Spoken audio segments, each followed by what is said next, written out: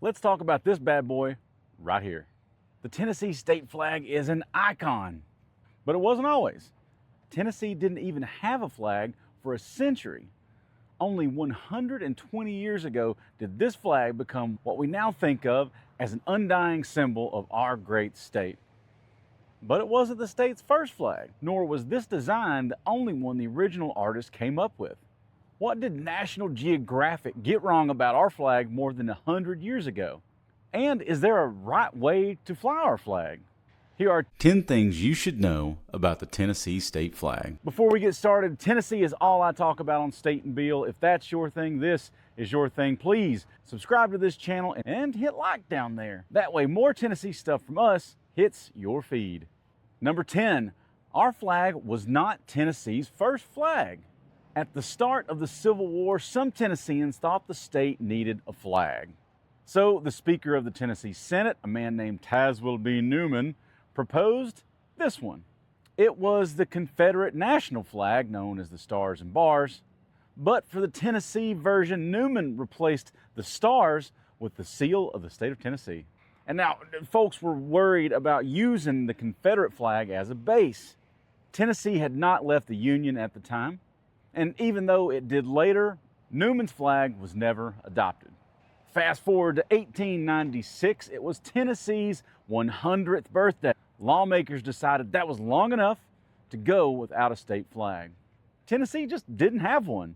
Other states did. And some of those flags had been around longer than the American flag. But Tennessee was set to have a big 100th birthday party, and everybody knows you can't party without a flag. So somebody, I couldn't find exactly who, proposed this one. It's red, white, and blue, and the diagonal lines represent the basic geological lines of our state from east, middle, and west. The number 16 there was because Tennessee was the 16th state in America. The words volunteer state there refers to Tennessee's nickname, which is a whole other video. All right, well, this flag was adopted in 1897. It wasn't really popular, and nobody really used it outside of those big birthday celebrations. Number 9, the iconic flag we have today wasn't the only design floated by the artist. We all know the flag today and can't even really think of it any other way, right? But check out this design, and this one, and this one, and these. Kind of wild, right? Well, the flag's designer set his mind to making a flag for the state of Tennessee, and he tried a lot of different ideas before settling on what would become the state's official flag. That man named LeRoy Reeves said, quote, "I have for a long time been impressed with the fact that Tennessee stands in need of an appropriate state flag. After giving the matter much thought and experiment, I have arrived at the design, a rough drawing of which I enclose." And he sent this to a newspaper back then. Reeves said he wanted the flag to be recognized at a great distance. He wanted a symbol and not words. And that symbol, he said, should be suggestive and one that appeals to the imagination. He said he wanted one that appeals to the poetry and the sentiment of those who view it, not just a symbol of everyday facts. Number 8, the designer was a National Guardsman from Johnson City. LeRoy Reeves was born in Johnson City in 1876. That was almost 150 years ago. He was a teacher in Johnson City, and then he practiced law with his father. And then he started a long career in the National Guard and the Army. But designing a state flag had fascinated Reeves ever since he was a little boy. It was in 1903 when Reeves had his design and began working with his state representative to make his flag dream a reality. Number 7, the Tennessee flag wasn't approved right away.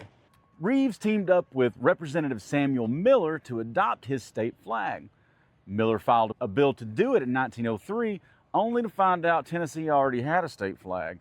You remember this one? Reeves did. But he said the design lacked, quote, the airy grace that a flag should have, and that the colors deadened each other. He said it didn't inspire patriotism, and he wrote to Miller, quote, "Can you imagine a Tennessee soldier dying to snatch from the enemy a flag, the meaning of which is to him that the geological formation of Middle Tennessee varies from that of West Tennessee," end quote. Not a fan. But lawmakers passed. They said no to that new flag design. But that didn't stop Reeves and Miller. They brought the idea back the next time the legislature met in 1905. This time, they won. Number 6, some folks have misunderstood the meaning of the 3 stars on the flag. Most of us know that those 3 stars represent Tennessee's 3 grand divisions. And grand divisions being something that other states don't have, but that is a whole other video too. Some have thought the stars represent the 3 U.S. presidents from Tennessee. We got old Andrew Jackson, James K. Polk, and Andrew Johnson. Nah. In a 1917 story in National Geographic, the magazine said the stars stood for Tennessee being the 3rd state added to the country after the original 13. Nah. Reeves' own words show these ideas aren't true. He said the 3 stars are of pure white, representing the 3 grand divisions of the state. They are bound together by the endless blue circle of the blue field, the symbol being 3 bound together in one indissoluble trinity. And that's just how they talked back then. Basically, the 3 parts of the state are locked together in that blue circle forever, and they always get along. I'm just joking, Reeves, take it easy. Number 5, the rest of the flag is kind of mostly decorative. Reeves knew he wanted the flag to be red, white, and blue. He had the white stars and the blue field. If the red was meant to symbolize something bigger, he never said. He did say this about the rest of the flag. Quote, "The large field is crimson. The final blue bar relieves the sameness of the crimson field and prevents the flag from showing too much crimson when hanging limp. The white edgings contrast more strongly the other colors." No indissoluble trinity here. Number 4, there are 2 official state flag salutes or pledges.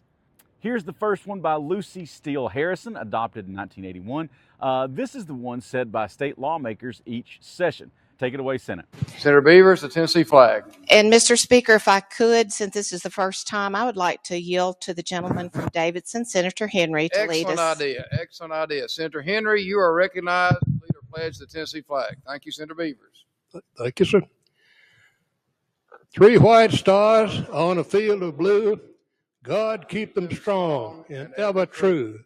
It is with pride and love that we salute the flag of Tennessee. Thank you, Senator Henry. Here's the second salute. This one was written by a woman who I could only find identified as, quote, Miss John Bostic. I'm going to find her and give this lady a name, I promise. This one was adopted in 1987. Flag of Tennessee, I salute thee. To thee I pledge my allegiance with my affection, my service, and my life. Number 3, the flag has become a true symbol of state pride. It's everywhere in Tennessee. Murals, hats, tattoos, shirts, whatever. From Memphis to the Tri-Cities, as different as folks are from across this great state of ours, that flag is, and this is going to sound super dorky to say maybe, but it really does unite us. The Tri-Star design is used widely by Tennessee sports teams like the Tennessee Titans, Nashville Predators, and the UT Vols. Companies use it too. It's in the logo of huge corporations like First Horizon Bank and TriStar Health Systems. It's also used by companies like TriStar Beverage in Chattanooga, Old Smoky Moonshine, and on designs from Yeehaw Brewing and Hog and Hominy Restaurant in Memphis. The TriStar is everywhere when you start to look for it. Number 2, the largest TriStar probably is in Nashville. All right, now I don't have the science to back this up, but if the TriStar at the Court of the 3 Stars isn't the biggest in the state, I'll buy somebody a doctor enough. It's part of the Bicentennial Capitol Mall State Park. The massive TriStar inlay is the floor of the court that is surrounded by the massive Carillon Bell Towers just north of the Tennessee State Capitol building. And that whole thing is another video. Number 1, there is a correct way to fly the state flag. Of course there is, but I honestly did not know that until I got a very nice comment from somebody on Instagram. On my Bell Witch video, Curvelslund said, the flag should be turned around, by the way. TriStar should be oriented the same as when flown horizontally. I mean, not only when it's hung vertically like that, but I did not know that the flag had a right way to fly even when flown horizontally. I felt foolish, but it seems like I wasn't alone. Here's a great video from the Chattanooga Times Free Press. Finally, is Tennessee's state flag flying upside down? Most people don't realize there's a correct way to fly the flag, but there is. The flag's original designer directed that 2 stars be placed on the top and 1 on the bottom. But apparently, flying it upside down is an easy mistake to make. In 1976, the U.S. Postal Service released a set of state stamps with Tennessee's flag shown the wrong way. And more recently, Nashville Councilman Josh Stiles took this shot of the Tennessee flag flying incorrectly over the state capitol. Even the Tennessee Titans take some artistic license in one of their logos. As for the rest of us, now we know. All right, here's the correct way to fly the flag, according to the former Tennessee Department of Military. Quote, no 2 stars shall be in a line parallel to either the side or the end of the flag. Maybe the easiest way to remember that is the highest star shall be the one nearest the upper left-hand corner of the flag. All right, mystery solved. Hey, y'all, thanks for getting super nerdy about our state flag with me today. I had a lot of questions, and there was a ton of stuff that I really did not know. So I wanted to do a sort of exhaustive video on our flag. I've loved the design for a long, long time. I even got a bad tattoo of the flag that I'm not going to show you ever. But I did include the TriStar logo and the State and Beale logo, a Tennessee icon for a Tennessee brand. All right, y'all, thanks again. Follow me here for more Tennessee facts, fun, travel, and adventure.